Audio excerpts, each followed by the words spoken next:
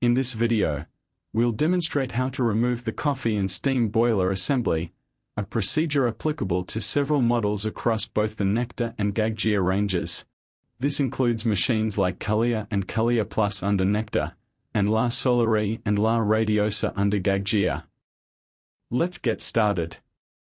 First, remove the drip tray and grounds drawer. This gives you access to the locking pin and screws. Once those are removed, you can take off both side panels and the back panel.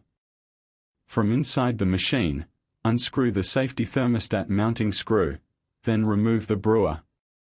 Looking down from the top, use a suitable tool to detach the fixing collar circlip from the brewer valve and set the parts aside. Now shift to the left side. Unscrew the 3 screws securing the water pump bracket, then disconnect the Teflon tubes from the pump fittings.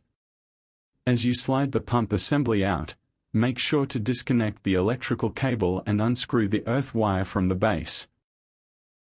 If you're unsure about wire positions, feel free to label them.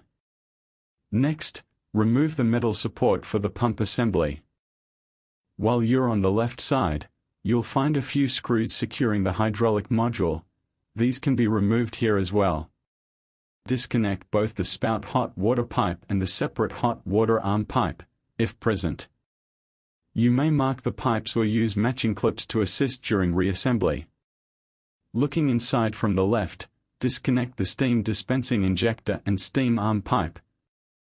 You can also disconnect the instant drink water pipe from this angle.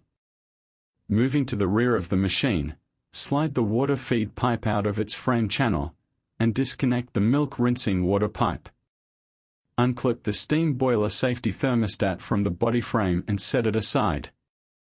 Also disconnect the pipe running from the coffee discharge valve to the drip tray. Now head over to the right-hand side. Remove the 3 screws securing the hydraulic module to the frame.